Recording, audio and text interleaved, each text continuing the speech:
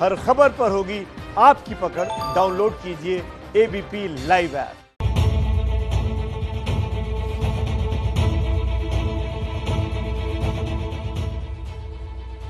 नमस्कार, शाम के 5 बजने वाले हैं। दिन भर की बड़ी खबरों का पंचनामा लेकर हाजिर हैं हम 5 एंकर्स। राजनीति से लेकर खेल तक की हर खबर दिखाएंगे आपको पंचनामा में। बिल्कुल रुमाना, इसके अलावा सुशांत मामले में भी एक नया डेवलपमेंट हुआ है। क्या है वो पंचनामा में दिखाएंगे आपको पूरी रिपोर्ट। बिल्कुल अनुराग, इसके साथ ही बाढ़ और बारिश ने कई जगहों पर कहर बरपा रखा है, लेकिन प्रशासन है कि उसके कान तक जू नहीं रेंगती।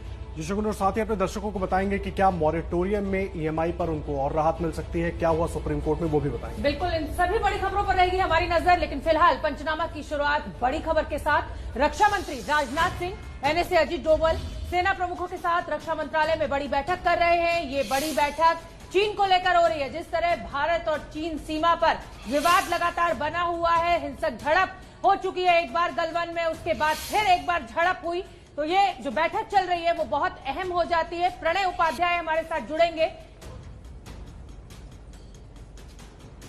उच्च स्तरीय समीक्षा बैठक रक्षा मंत्रालय के सिचुएशन रूम में चल रही है। रक्षा मंत्री राजनाथ सिंह के साथ बैठक में विदेश मंत्री S Jaishankar, NSA Ajit Doval, CDS general Vipin Rawat, सेना प्रमुख जनरल एमएम नरवणे और डीजीएमओ समेत सेना के वरिष्ठ अधिकारी मौजूद हैं।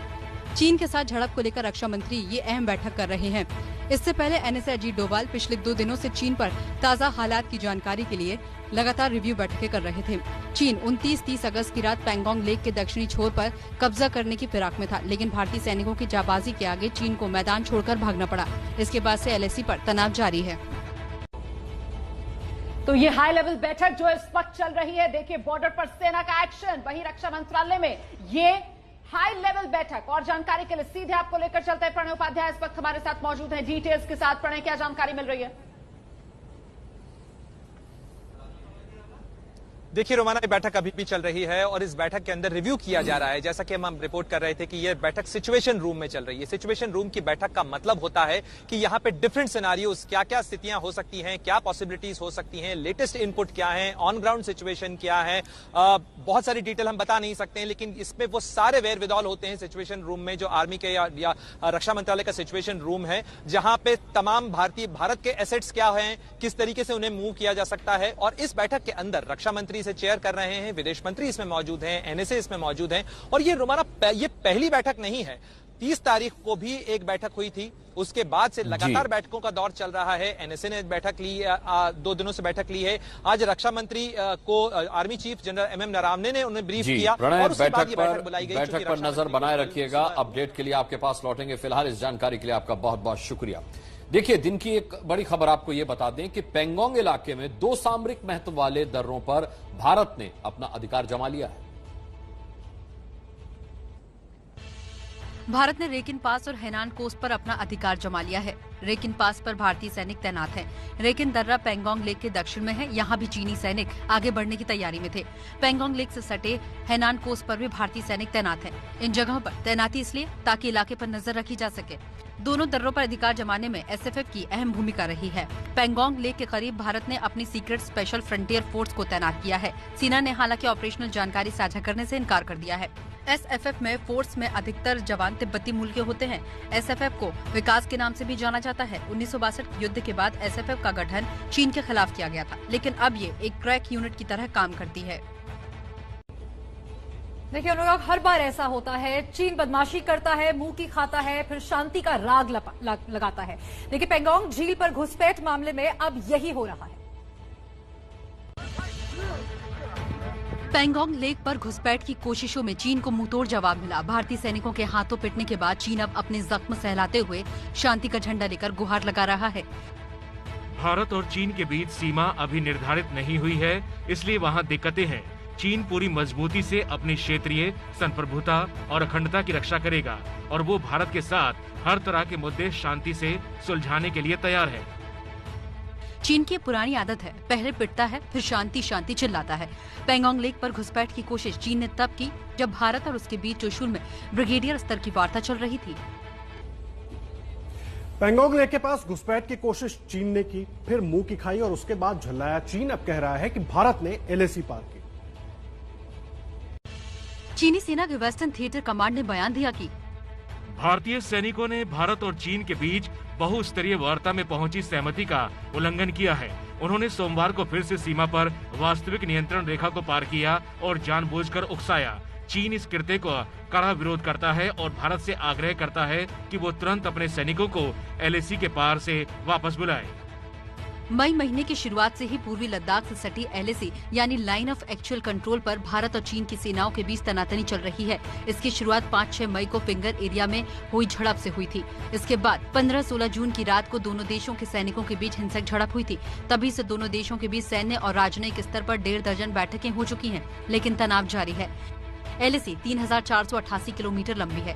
दोनों देशों ने पूर्वी लद्दाख से अरुणाचल प्रदेश तक सैनिक, टैंक, तोप, मिसाइल, हैवी सैन्य मशीनरी जमा कर ली है। इससे भयंकर तनाव के हालात बने हुए हैं। और इसी बीच हम आपको ये भी बता दें कि एक तरफ चीन बदमाशी पर बदमाशी कर रहा है, तो दूसरी तरफ भारतीय विदेश मंत्री S जयशंकर ने उसे इशारों ही इशारों में बता दिया है कि उसकी बदमाशी भारत बर्दाश्त नहीं करेगा। If you have two countries, two societies, 1 billion people each, with the history and culture that they have, it's very important that they reach some kind of understanding or equilibrium between them in areas, in geographies we have not seen before. We're going to see activities and capabilities that we have not seen before.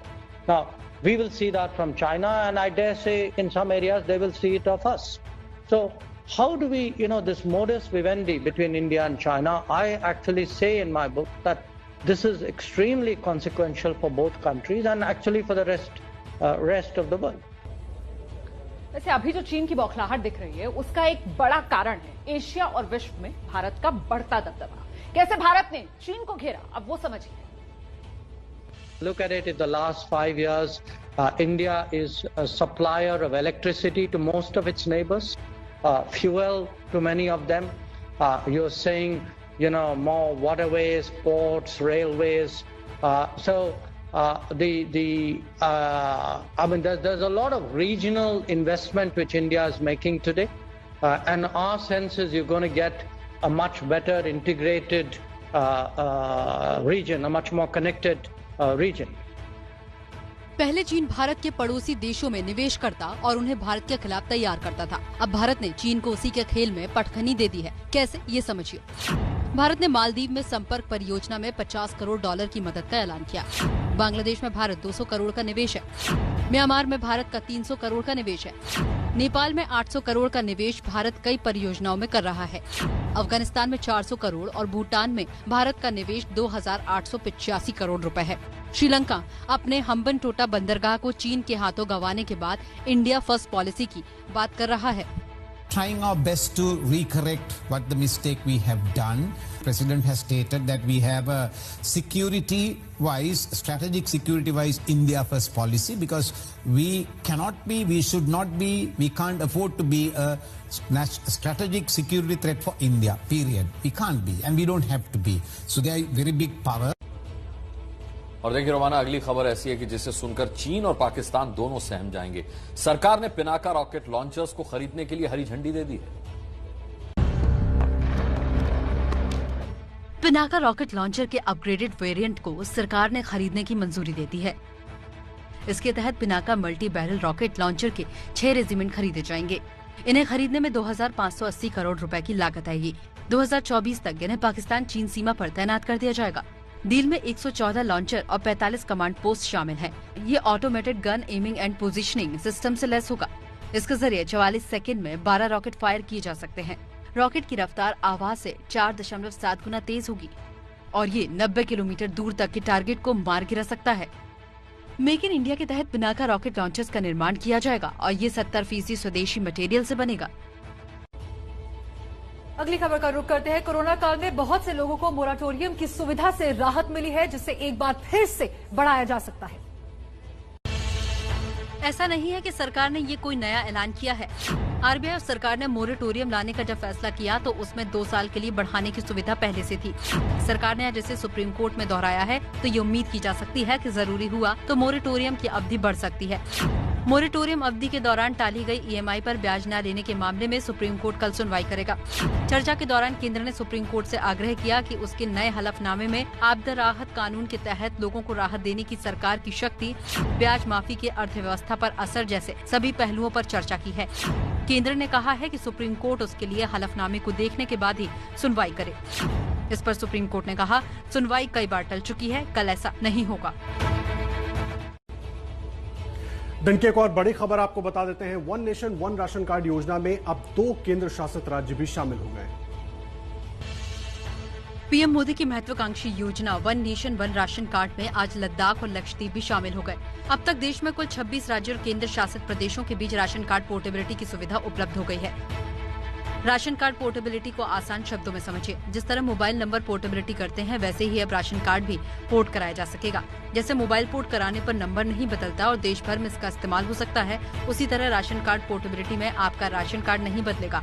मतलब ये कि एक राज्य से दूसरे राज्य में जाते हैं तो अपने राशन कार्ड का इस्तेमाल करके दूसरे राज्य से भी सरकारी राशन खरीद सकते हैं। अभी तक इस योजना से 65 करोड़ लोग जुड़े हैं। सरकार की कोशिश है कि 31 मार्च 2021 तक 81 करोड़ से भी ज्यादा लाभार्थियों को इस योजना का लाभ मिले। तो चलिए पंचनामा में आगे बढ़ते हैं और दिन की एक और बड़ी खबर आपको बता देते हैं। टेलीकॉम कंपनियों पर 1.5 लाख करोड़ के बकाये मामले में सुप्रीम कोर्ट ने बड़ा फैसला दिया है। सुप्रीम कोर्ट ने टेलीकॉम कंपनियों को एजीआर भुगतान के लिए 10 साल का समय दिया है। कंपनियों पर एजीआर बकाया 1.69 लाख करोड़ रुपए है। टेलीकॉम कंपनियां भुगतान के लिए 15 साल का समय मांग रही थी। कंपनियों को 31 मार्च 2021 तक 10% की पहली किश्त जमा करनी होगी। उसके बाद हर साल 31 मार्च तक किश्त की तारीख होगी। किश्त न चुकाने पर अवमानना का केस चलेगा। दिवालिया प्रक्रिया का सामना कर रही कंपनी का स्पेक्ट्रम भी इस प्रक्रिया का हिस्सा है या नहीं, इसका फैसला एनसीएलटी लेगा। अब समझिए एजीआर क्या होता है। एजीआर का मतलब एडजस्टेड ग्रॉस रेवेन्यू होता है। दरअसल एजीआर दूरसंचार विभाग द्वारा टेलीकॉम कंपनियों से ली जाने वाली फीस है। एजीआर के 2 हिस्से होते हैं, पहला स्पेक्ट्रम इस्तेमाल चार्ज और दूसरी लाइसेंसिंग फीस। अब जानिए किस कंपनी पर कितना एजीआर बकाया है। एयरटेल पर 35,000 करोड़, वोडाफोन आइडिया पर 53,000 करोड़ और टाटा टेली सर्विसेज पर करीब 14,000 करोड़ का एजीआर बकाया है। आगे बढ़ते हैं। दिन की एक और बड़ी खबर आपको बताते हैं। भड़काऊ भाषण देने के आरोप में जेल में बंद डॉक्टर कफील अहमद को हाईकोर्ट ने सशर्त जमानत दे दी। इलाहाबाद हाईकोर्ट ने डॉक्टर कफील पर लगे एनएसए को भी हटाने का आदेश दिया है। 13 दिसंबर 2019 को अलीगढ़ मुस्लिम यूनिवर्सिटी में दिए भाषण के बाद डॉक्टर कफील पर योगी सरकार ने एनएसए लगाया था। इस कथित भड़काऊ भाषण के आरोप में डॉक्टर कफील मथुरा जेल में बंद है। कोर्ट ने राष्ट्रीय सुरक्षा कानून के तहत डॉक्टर कफील को हिरासत में लेने, उसे बढ़ाए जाने को गैर कानूनी करार भी दिया है। गोरखपुर के बीआरडी मेडिकल कॉलेज के प्रवक्ता और बाल रोग विशेषज्ञ डॉक्टर कफील खान को तत्काल रिहा करने के आदेश दिए हैं। डॉक्टर कफील ने जेल से पीएम मोदी को चिट्ठी लिख रिहा करने और कोविड-19 मरीजों की सेवा करने की मांग की थी। उन्होंने सरकार के लिए एक रोड मैप भी भेजा था। अब जानिए डॉक्टर कफील क्यों और कब से चर्चा में रहे। गोरखपुर के बीआरडी मेडिकल कॉलेज में 10 अगस्त 2017 को ऑक्सीजन की कमी के चलते कई बच्चों की मौत हो गई। अखबारों और सोशल मीडिया में डॉक्टर कफील को हीरो बताया गया क्योंकि उन्होंने बाहर से सिलेंडर मांगकर कई बच्चों की जान बचाई। 22 अगस्त को मेडिकल कॉलेज ने डॉक्टर कफील को लापरवाही बरतने और तमाम गड़बड़ियों के आरोप में सस्पेंड कर दिया गया। 2 सितंबर 2017 को डॉक्टर कफील को जेल भेज दिया गया। 25 अप्रैल 2018 को 8 महीने बाद डॉक्टर कफील को जमानत मिल गई। चलिए आगे बढ़ते हैं और अब एक और अहम खबर आपको बताते हैं। जम्मू कश्मीर में सेना का ऑपरेशन ऑल आउट जारी है। बारामूला में सुरक्षा बलों ने आतंकी ठिकाना ध्वस्त करके एक बड़ी सफलता हासिल की है। 6 AK-47 राइफल, 11 पिस्टल, 47 ग्रेनेड और भारी मात्रा में गोला बारूद। सुरक्षा बलों ने हथियार का ये जखीरा बारामूला से बरामद किया है। इन हथियारों को देखकर साफ हो गया कि आतंकी किसी बड़ी घटना को अंजाम देने की फिराक में थे। इस सर्च ऑपरेशन के दौरान सुरक्षा बलों को कुछ तस्वीरें भी मिली जो आतंकियों का पता बता सकती हैं। तस्वीरें रामपुर सेक्टर की हैं जो एलओसी से सटा हुआ है। तस्वीरों में पेड़ों के पीछे 2 छिपे आतंकियों की फोटो है। सुरक्षा बलों को शक है कि ये दोनों आतंकियों ने बॉर्डर क्रॉस कर भारतीय इलाके में घुसपैठ की है। अब सेना इन आतंकियों की तलाश में जुटी है।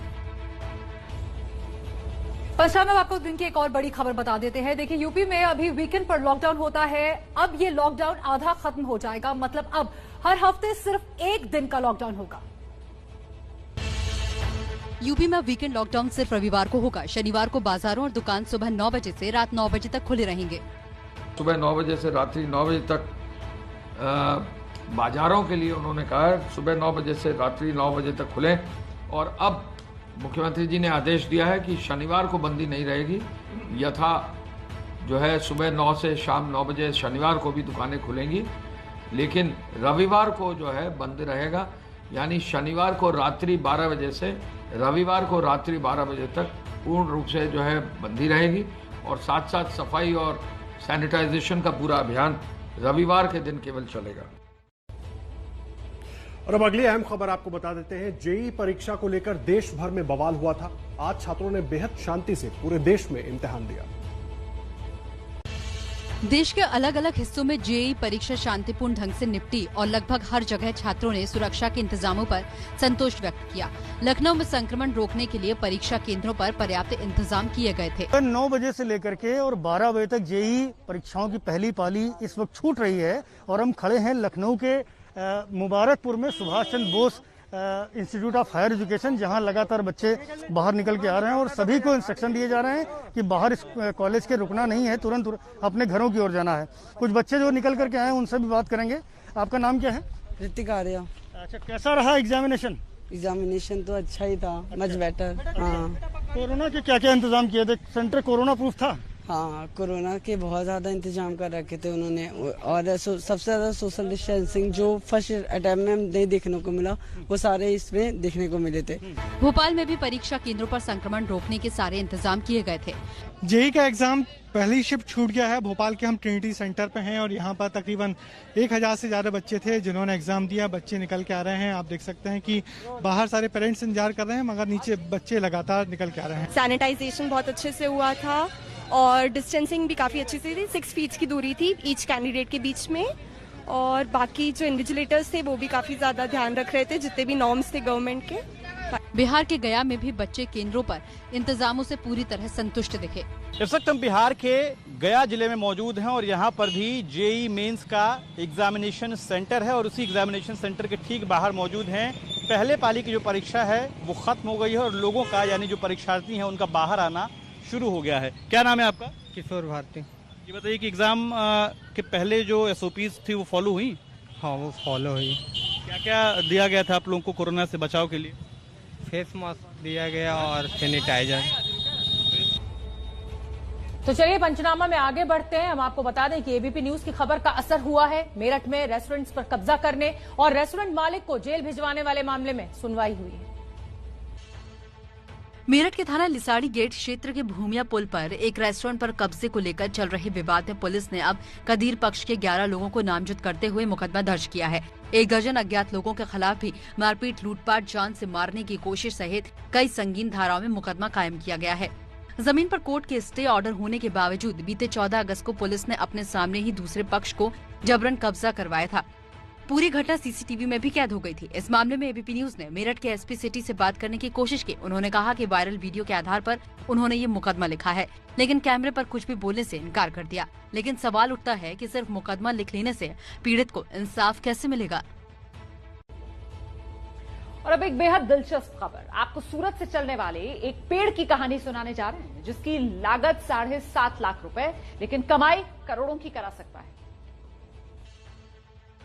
आपके टीवी स्क्रीन पर चल रही तस्वीरें दुनिया के सबसे बड़े सोलर ट्री की हैं, जिसका तना लचीला है। डालों पर 35 सोलर प्लेट लगी हैं। पश्चिम बंगाल के दुर्गापुर में सेंट्रल मैकेनिकल इंजीनियरिंग इंस्टीट्यूट ने इसे बनाया है। आपको बताते हैं सूरज से चलने वाले पेड़ की खासियतों के बारे में। ये विश्व का सबसे बड़ा सोलर ट्री है। एक पेड़ में 35 सोलर प्लेटें लगाई गई हैं। एक सोलर ट्री पूरे साल में 12,000 से 14,000 यूनिट क्लीन और ग्रीन ऊर्जा पैदा करता है। सूरज से पैदा हुई साफ ऊर्जा पर्यावरण में 10 से 12 टन कार्बन पहुँचने से रोकती है। ट्री में से मिलने वाली बिजली से वो यंत्र चलते हैं जो किसानों को हवा में नमी, हवा की गति और बारिश का पूर्वानुमान भी बताते हैं। सोलर ट्री कृषि में होने वाले खर्चे को भी काफी कम कर देता है। आगे बढ़ते हैं और अब खबर देते हैं आपको बिहार से, जहां नीतीश सरकार की मंत्री के पति ने बगावत कर दी है। पत्नी बीमा भारती जेडीयू की नेता है और पति आरजेडी से चुनाव लड़ने की तैयारी में है। ये है बिहार के बाहुबली और नीतीश सरकार की मंत्री बीमा भारती के पति अवधेश मंडल। अभी तक अपनी पत्नी को चुनाव जिताते थे, लेकिन इस बार खुद चुनाव लड़ने के लिए तैयार हैं, वो भी पत्नी की विरोधी पार्टी यानी आरजेडी के टिकट पर। माननीय मुख्यमंत्री जी से मेरा यही नाराजगी है, श्री बीमा भारती को पहचानते हैं, अवधेश मंडल को नहीं पहचानते। जब काम लगते हैं, जब प्रचार प्रसार के टाइम आते हैं, तब अवधेश मंडल को खोजो। लेकिन अवधेश मंडल की पत्नी बीमा भारती अपने पति की बात से सहमत नहीं है। तो काफी अच्छा हुआ है बिहार में, और लोग चैन से रहते हैं, स्वतंत्र रहते हैं, और ऐसा नहीं है कि अपराधी बढ़ गया है। बहुत अपराधी जो है कि जो पहले के अपेक्षा हम अभी काफी अच्छा हुआ है माननीय मुख्यमंत्री जी के सरकार में। तो देखिए, देश में कोरोना है, बिहार में बाढ़ है और साथ ही चुनाव की तैयारियां भी चल रही है। एआईएमआईएम ने सीटों की दूसरी लिस्ट भी जारी कर दी है। बिहार चुनाव की भले ही आधिकारिक घोषणा नहीं हुई है, लेकिन एआईएमआईएम ने अपनी दूसरी लिस्ट भी जारी कर दी है। दूसरी लिस्ट में 18 सीटों पर उम्मीदवारों को उतारने का ऐलान हुआ है। इससे पहले 11 जून 2020 को 32 सीटों पर पहली लिस्ट जारी की थी। आज जारी लिस्ट में एआईएमआईएम ने कोचाधामन, किशनगंज, बहादुरगंज, ठाकुरगंज, नरपतगंज, अररिया, कस्बा, छातापुर, प्राणपुर, जाले, दरभंगा, भागलपुर, गया, पूर्णिया, धमदाह, पीरो, सुगौली, मनिहारी सीटों पर अपने उम्मीदवार उतारने का ऐलान किया है। एआईएमआईएम बिहार चुनाव में 50 सीटों पर चुनाव लड़ेगी। पार्टी उन सीटों पर उम्मीदवार उतार रही है जो मुस्लिम और दलित बहुल है। आज देश के पूर्व राष्ट्रपति और भारत रत्न प्रणब मुखर्जी का अंतिम संस्कार किया गया। इससे पहले पूरे देश ने उन्हें भावभीनी श्रद्धांजलि दी। करो रहम करो यार, सर आपका लेंस आ रहा है, थोड़ा नीचे करो। पूरे राजकीय सम्मान के साथ पूर्व राष्ट्रपति प्रणब मुखर्जी को देश ने अश्रुपूर्ण विदाई दी।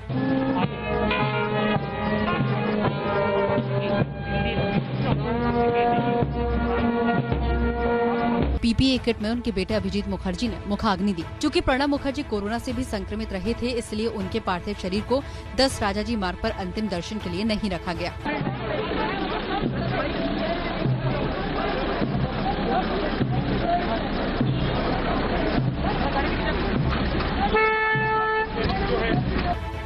राष्ट्रपति, प्रधानमंत्री से लेकर सभी बड़े नेताओं ने प्रणब मुखर्जी की तस्वीर पर श्रद्धा सुमन अर्पित किए।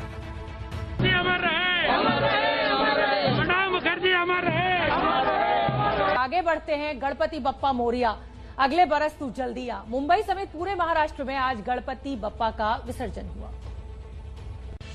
गणपति विसर्जन से पहले महाराष्ट्र के मुख्यमंत्री उद्धव ठाकरे के घर एनसीपी अध्यक्ष शरद पवार अपने परिवार के साथ पहुंचे और गणपति बप्पा की पूजा की।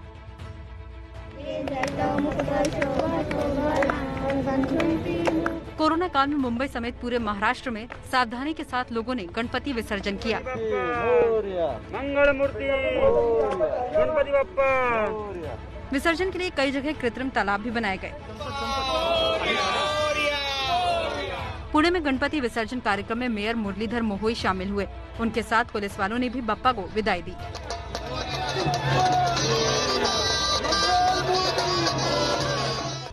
और पंचनामा में अब वक्त हो गया है देश में बाढ़ बारिश का अपडेट जान लेने का। आपको बताते हैं सबसे पहले गुजरात का हाल। इस बार के मानसून ने कई जगह गुजरात में तो आफत बरसा दी। गुजरात में रेस्क्यू ऑपरेशन भी चल रहे हैं, लेकिन नुकसान की भी कई जगह से खबरें आ रही। देखते ही देखते ये मंदिर भर भराकर गिर पड़ा और पल भर के भीतर उफनती हुई नदी में समा गया।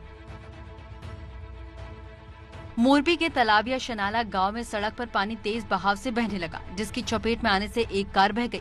क्रेन की मदद से कार में फंसे लोगों को समय रहते बाहर निकाल लिया गया।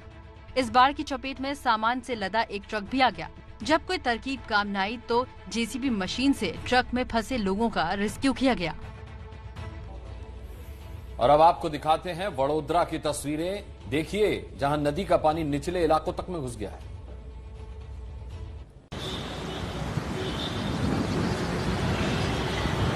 गुजरात के वडोदरा में विश्वामित्री नदी खतरे के निशान से ऊपर बह रही है। भारी बारिश के बाद नदी में आई बाढ़ से आसपास के इलाकों में तबाही मच गई है। घर दुकानें पानी में डूब गए, लोगों को काफी नुकसान हुआ है। कई इलाकों में फसलें बर्बाद हो चुकी हैं।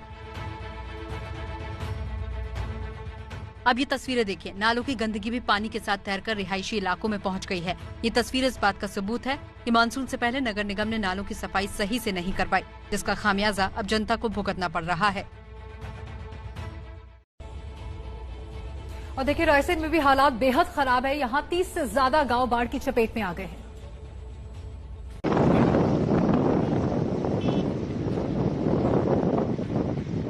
जहां तक नजर जाएगी सिर्फ पानी ही पानी नजर आएगा। तस्वीरें मध्य प्रदेश के रायसेन की हैं, जहां बेतवा नदी सड़क पर उतर आई है। पानी इतना ज्यादा है कि सड़क पर बिजली के खंभे आधे से ज्यादा डूब गए हैं। बाढ़ की वजह से बगनेश्वर पर 2 किलोमीटर लंबा नेशनल हाईवे 146 का हिस्सा पानी में डूबा हुआ है। भोपाल राजधानी को बुंदेलखंड से जोड़ने वाला मार्ग बंद हो गया है। 30 से ज्यादा गांव बाढ़ में डूबे हुए हैं। ग्रामीणों के मुताबिक 40 साल बाद इतने बुरे हालात हैं। कई गांवों का रायसेन जिला मुख्यालय से सड़क संपर्क टूट चुका है। एनडीआरएफ की टीमें दिन रात राहत और बचाव के काम में लगी हुई हैं। बाढ़ और बारिश की वजह से इंसानों की परेशानी तो आप देख ही रहे हैं, और मध्य प्रदेश के ही विदिशा में भगवान के घर भी पानी में डूब गए। विदिशा के रंगाई में सीएम शिवराज सिंह चौहान 2 दिन पहले जिस गणेश मंदिर में पूजा के लिए गए थे, अब वो मंदिर बेतवा नदी में आई बाढ़ में डूब गया है। ये सिर्फ एक मंदिर की कहानी नहीं, बेतवा नदी के आसपास के कई मंदिरों में बाढ़ का पानी घुस गया है।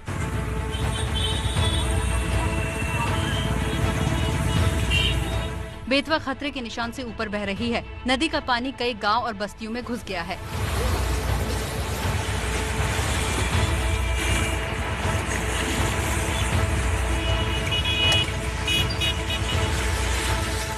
जिला प्रशासन अभी तक 700 लोगों को सुरक्षित स्थान पर पहुंचा चुका है। तो बाढ़ और बारिश की तस्वीरें हम आपको दिखा रहे हैं। प्रशासन की लापरवाही की अगर बात करें तो करोड़ों का अनाज इस बाढ़ में बर्बाद हो गया है। कहानी मध्य प्रदेश के 2 जिलों से हमें मिल रही है, देखिए आप।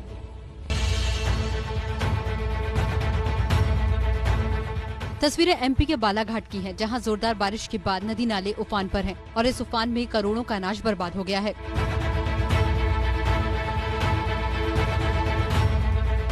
बालाघाट की गुगले कृषि मंडी के गोदाम में सरकारी अनाज रखा हुआ था, जो पूरे 2 दिन तक पानी में डूबा रहा।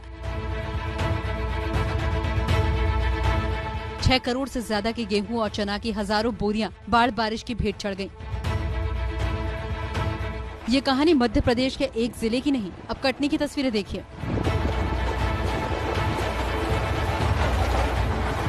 कटनी के मांझगनवा गोदाम में अधिकारियों की लापरवाही की वजह से 5 लाख क्विंटल धान बारिश में बर्बाद हो गया। राज्य सरकार और प्रशासन हर साल बारिश से पहले बड़े बड़े दावे करते हैं, लेकिन होता कुछ भी नहीं। ऐसे ही करोड़ों का अनाज सड़ जाता है। देखिए जरा, करोड़ों का अनाज बर्बाद। राजस्थान आपको लेकर चलते हैं। राजस्थान की तस्वीर देखिए। लोग राजस्थान में जान जोखिम में डाल रहे हैं। पार्वती नदी ने भारी बारिश के बाद रौद्र रूप धारण किया हुआ है, लेकिन कुछ जान जोखिम में डालकर नदी को पार कर रहे हैं।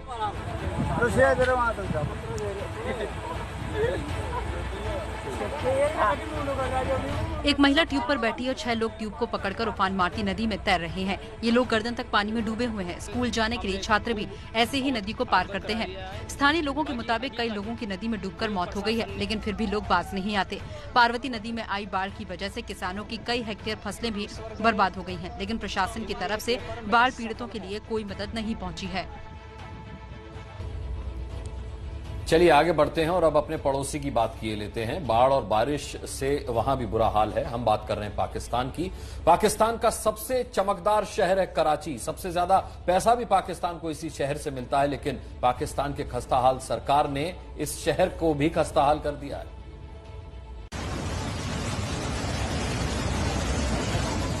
घर का दरवाजा तोड़कर बाहर निकला पानी, तेजी से अपने साथ सामान बहा ले गया।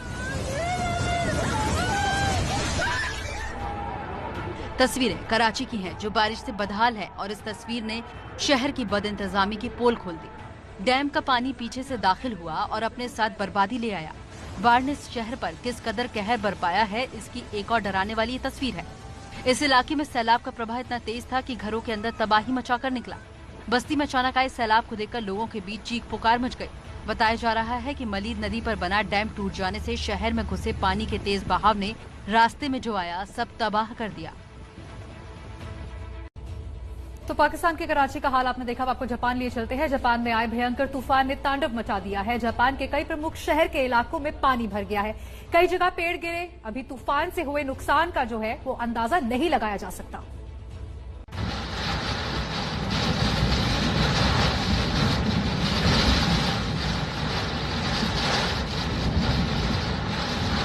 तूफान के कहर से समंदर का पानी हिलोरे मार रहा है। तेज हवा की मार से पेड़ थर-थर कांप रहे हैं।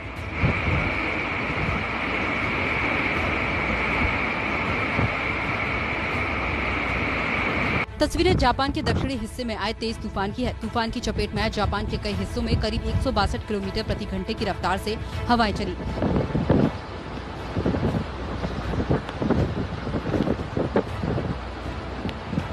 जापान में कहर ढाने के बाद ये तूफान तेजी से दक्षिण कोरिया की तरफ बढ़ रहा है।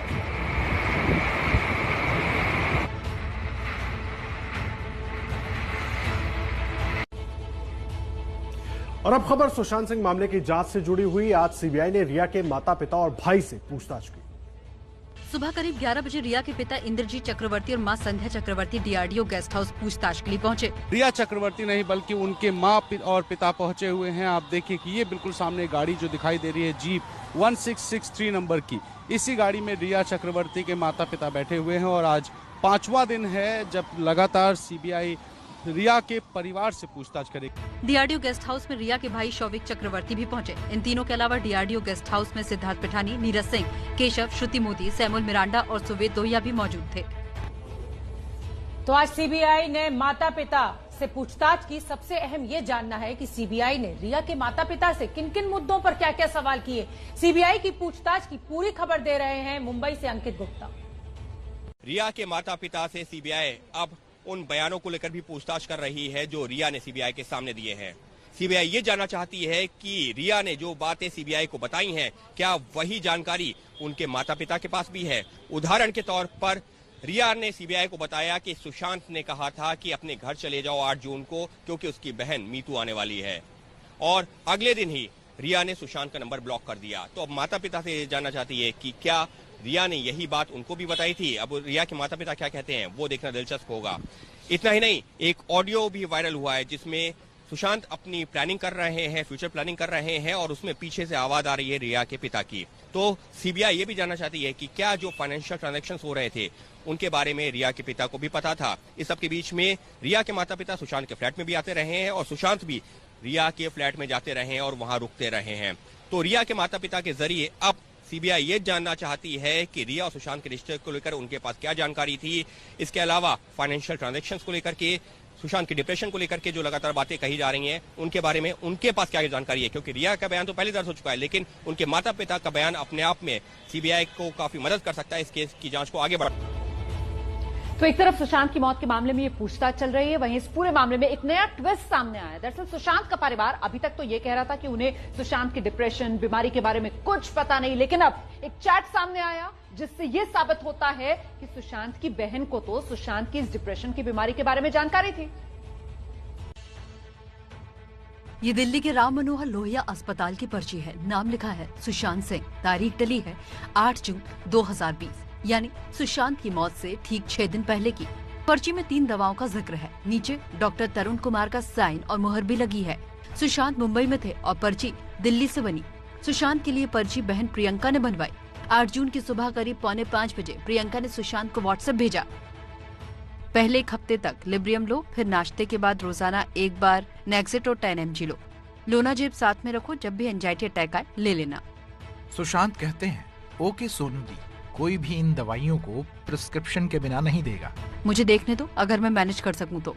इसके बाद प्रियंका 5:27 पर लिखती हैं, बाबू मुझे फोन करो, मुझे तुम्हें प्रिस्क्रिप्शन भेजनी है। मेरी दोस्त एक जानी मानी डॉक्टर है जो तुम्हें मुंबई के बेस्ट डॉक्टर से कनेक्ट कर सकती है। सब कॉन्फिडेंशियल है, इसलिए परेशान मत होना, बस कॉल करो।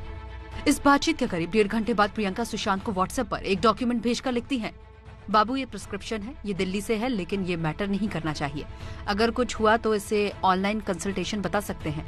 सुशांत जवाब देते हैं, okay, thank you so much Sonu di. देखिए अब सवाल यह है रोमाना कि सुशांत की पर्ची पर जो 3 दवाएं लिखी थी वो किस लिए थी। पर्ची प्रियंका ने बनवाई थी, मतलब उन्हें बीमारी का पता होगा। प्रियंका ने जो डॉक्टर की प्रिस्क्रिप्शन भेजी ये वही है जो दिल्ली के राम मनोहर लोहिया अस्पताल की थी। इनमें जिन 3 दवाइयों का जिक्र है उनमें से लिब्रियम कैप्सूल का इस्तेमाल एंजाइटी और शराब छुड़वाने के इलाज के लिए होता है। नेक्सिटो का इस्तेमाल डिप्रेशन और एंजाइटी डिसऑर्डर को सामान्य करने में होता है। वहीं लोनाजेब मिर्गी के दौरे, घबराहट और एंजाइटी के इलाज में इस्तेमाल की जाती है। यानी इस चैट से साफ जाहिर है कि प्रियंका को सब कुछ पता था। सुशांत के घर वालों को एक्टर की बीमारी की डिटेल में जानकारी थी। एक्टर के परिवार ने कहा था कि रिया सुशांत को मेडिकेशन देती थी, लेकिन चैट से तो यही लग रहा है कि प्रियंका ने सुशांत को मेडिकेशन दी। गौर करने वाली बात ये भी है कि ये वही 8 जून की तारीख है जिस दिन रिया चक्रवर्ती सुशांत को छोड़कर चली गई थी। सुबह 10 बजे प्रियंका सुशांत की बात हुई थी और इसी दिन दोपहर 12 बजे के बाद रिया ने सुशांत का घर छोड़ा था। तो सीबीआई लगातार रिया चक्रवर्ती से पूछताछ कर रही है। इस बीच रिया चक्रवर्ती ने मीडिया कवरेज से नाराज होकर पुलिस स्टेशन गई और मीडिया के खिलाफ पुलिस स्टेशन में कंप्लेंट दर्ज कराई। तस्वीरें मुंबई के ओबरॉय होटल की हैं। गौरव आगे आगे जा रहे थे, पीछे मीडिया की भीड़ थी, धक्का मुक्की हो रही थी, जिससे ओबरॉय होटल का शीशे का दरवाजा टूट गया। दरअसल ये तस्वीरें हमने इसलिए दिखाई जिससे आपको पता लग सके कि बड़ी खबर की कवरेज के दौरान होता क्या है। मीडिया की ऐसी ही भीड़ के साथ रिया चक्रवर्ती को भी रोजाना 2-4 होना पड़ रहा है। जाहिर है रिया सुशांत केस की अहम कड़ी है, इसलिए मीडिया कवरेज तो होगी, लेकिन रिया नाराज है, इसलिए मीडिया के खिलाफ मुंबई के सांता क्रूज पुलिस स्टेशन में शिकायत दर्ज करा दी। पुलिस ने बताया एक्टर रिया चक्रवर्ती की तरफ से उनकी सोसाइटी के भीतर लग रही भीड़ को लेकर मीडिया के खिलाफ शिकायत दर्ज कराई है। उन्होंने पुलिस से कहा कि मीडिया को बताएं कि उनके रास्ते को बाधित न करें और संवैधानिक अधिकारों के तहत ही काम करें। और हमारी अगली खबर पूरे देश के माता पिता को सावधान करने वाली है। कानपुर में माता पिता के काम पर जाने के बाद नौकरानी ने बच्चे को बड़ी बेरहमी से पीटा। इन 2 तस्वीरों को देखिए। पहली तस्वीर में माँ बाप ऑफिस जाने की तैयारी कर रहे हैं और थोड़ी देर में वो ऑफिस निकल जाते हैं। दूसरी तस्वीर में माता पिता के जाने के बाद मेड बच्चे को चुप रहने का इशारा करती है और फिर थोड़ी देर में उसकी बेरहमी से पिटाई करने लगती है। नौकरानी के जुल्म की ये घटना यूपी के कानपुर की है। घर में सीसीटीवी कैमरे पहले से लगे हुए थे, पर माता पिता को कभी भी इस तरह की घटना का शक नहीं हुआ। माता पिता ने मेड के खिलाफ थाने में FIR दर्ज कराई और शिकायत के बाद आरोपी मेड को गिरफ्तार कर लिया गया है। तो चलिए आगे बढ़ते हैं और अब इस कोरोना काल में एक राहत वाली खबर। 5 महीने बाद मध्य प्रदेश के रीवा में Maharaja Martand Singh Judev white tiger safari शुरू हो गई है। ये सफारी सफेद बाघों के लिए मशहूर है। कोरोना की वजह से 20 मार्च को टाइगर सफारी पर्यटकों के लिए बंद कर दी गई थी। आज सैलानियों ने 164 दिन बाद यहां पर लुत्फ उठाया और बहुत उत्साहित भी दिखे। प्रशासन ने सभी पर्यटकों से अनुरोध किया कि वो मास्क पहनकर आएं और सोशल डिस्टेंसिंग का पालन करें। ये देखिए, ये व्हाइट टाइगर आपके सामने। तो मध्य प्रदेश की रीवा की ये तस्वीरें हैं। 5 महीने बाद टाइगर सफारी शुरू हुई। Maharaja Martand Singh Judev white tiger safari से ये तस्वीरें, ये देखिए। 20 मार्च से बंद था ये टाइगर सफारी, लेकिन अब सैलानियों के लिए इसको खोल दिया गया है। आज सैलानी 164 दिन बाद यहां पहुंचे और काफी उत्साहित दिखे। और पंचनामा में अब खबर खेल की दुनिया से। 19 सितंबर से यूएई में शुरू हो रहा है IPL। इससे पहले चेन्नई टीम के लिए एक राहत वाली खबर। कोरोना के संकट से घिरी धोनी की चेन्नई टीम 4 सितंबर से शुरू करेगी जीत की तैयारी। यानी 3 दिन बाद यूएई में चेन्नई का प्रैक्टिस कैंप लगेगा। चेन्नई के 2 क्रिकेटर और 11 सपोर्ट स्टाफ को कोरोना हो गया था। अब सारे लोगों के टेस्ट नेगेटिव आए हैं, लेकिन ये लोग 4 तारीख से शुरू हो रहे कैंप में टीम के साथ नहीं जुड़ेंगे। चेन्नई के अलावा बाकी 7 टीमों का कैंप 3 दिन पहले ही शुरू हो चुका है। आगे बढ़ते हुए आपको इस वक्त आ रही एक बड़ी खबर बता दें। खबर यह है कि यूपी बोर्ड ने छात्रों की मदद के लिए हेल्पलाइन नंबर जारी किया है। हेल्पलाइन नंबर आपको बता देते हैं 1800-180-5310 और एक नंबर 180-0180-5312। इन दोनों टोल फ्री नंबर पर फोन करके छात्र अपनी समस्याओं का समाधान कर सकते हैं। ये टोल फ्री नंबर सोमवार से शुक्रवार तक काम करेगा। नंबर पर छात्र सुबह 11 बजे से 1 बजे तक और दोपहर 2 बजे से शाम 4 बजे तक कॉल कर सकते हैं। यह हेल्पलाइन नंबर 9वीं से 12वीं तक के छात्रों के लिए बनाया गया है।